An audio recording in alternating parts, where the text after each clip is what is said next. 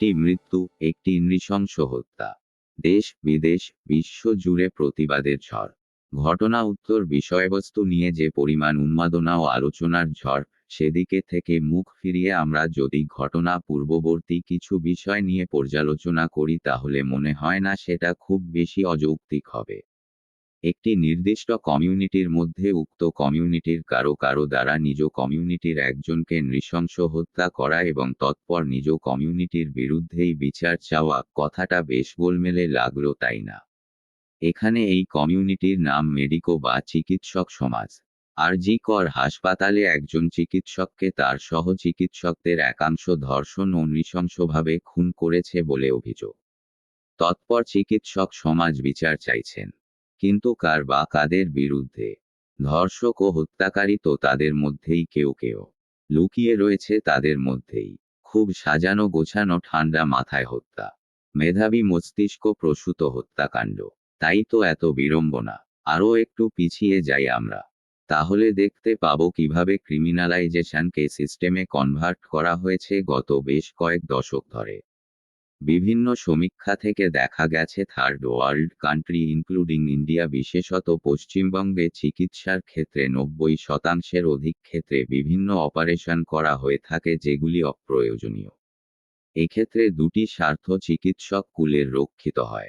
এক, অপারেশন করার নামে পেশেন্ট পার্টির কাছ থেকে মোটা অঙ্কের বিল ধরিয়ে অর্থ নিংড়ে নেওয়া এবং অর্গান নষ্ট হয়ে গেছে বাদ দিতে হবে বলে রোগীর শরীর থেকে সুস্থ অঙ্গ কেটে বের করে নিয়ে পাচার করা এবং সেখান থেকে প্রভূত আর্থিক মুনাফা লাভ। আর কোনোভাবে রোগীর মৃত্যু হলে আছে একটি কথা, আমাদের সব চেষ্টা বৃথা গেল। দেখলেন তো আমরা কত চেষ্টা করলাম, কিছুতেই রোগীকে বাঁচানো গেল না। সরি, বলুন তো কজন পেশেন্ট পার্টির লোকেরা বুঝবে কি সত্য কি অসত্য? তাদের কাছে তো চিকিৎসক ভগবান। আর এটাকেই ঢাল রেখে সমস্ত অপকর্ম তারা চালিয়ে যাচ্ছে। কিন্তু তারা যে মহান মহান অভিনেতাদের থেকেও বেশি অভিনয়ের ক্ষমতা রাখেন সাধারণ মানুষ বুঝবে কিভাবে? এই ম্যাল প্র্যাকটিস সরকারি থেকে বেসরকারি বহু হাসপাতালে রমরমিয়ে চলছে প্রশাসনের নাকের ডগায়। এবং এটি একটি উন্মুক্ত সত্য। এই ম্যাল প্র্যাকটিসের সম্পৃক্ততা সাধন হয়েছে খুব ভুল না বললে 2020 সালের কোভিড-19 লকডাউন ও তার আগে পিছের সময় থেকে। এ নিয়ে অন্য একটি ভিডিও তৈরি করব যদি আপনারা আগ্রহ দেখান। সব চিকিৎসকের কথা বলছি না, তবে যারা জড়িত এই রকম অশুভ প্র্যাকটিসে তাদের আমি একজন হত্যাকারীই বলবো। এই হত্যাকারীদের হাত কাঁপে না মানুষ খুন করতে।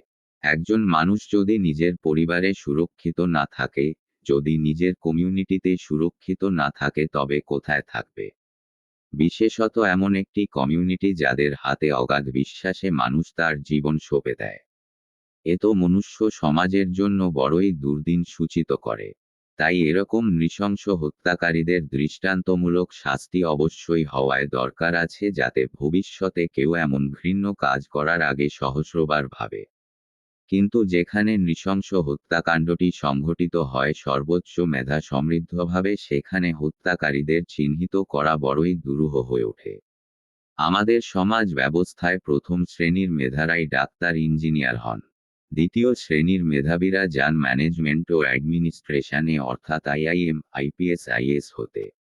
তাই এক্ষেত্রে অপরাধের প্রকৃতি যে অতীব জটিল হবে তা বলাই বাহুল্য। আর এখানেই হত্যাকারীদের শনাক্ত করা হয়ে উঠেছে দুঃসাধ্য। হত্যাকারীরা নির্লিপ্তভাবে ঘুরে বেড়াচ্ছে আমাদের চোখের সামনে। শুধু আমরা তাদের আইডেন্টিফাই করতে পারছি না আমাদের সীমিত মেধা দিয়ে। তদন্তকারী সংস্থাকে অতি সন্তর্পণে হত্যাকারীদের চিহ্নিত করে তুলে নিতে হবে চরমতম দক্ষতায়। প্রতিবাদ চলুক, কিন্তু প্রতিবাদ যেন তদন্তের গতিপথকে বিভ্রান্ত না করে বসে। একটা হত্যাকাণ্ডের বিরুদ্ধে বিচার যেন অন্য কোন নিরীহ ব্যক্তির হত্যাকাণ্ডে পর্যবসিত না হয়। সে দায় ও প্রতিটি শুভবুদ্ধি সম্পন্ন জনগণের। Better justice be delayed but in haste to execute that be not cause to punish some innocent. Let the real criminals first be detected and picked up by the investigation authorities and then be tried and proved guilty beyond reasonable doubts.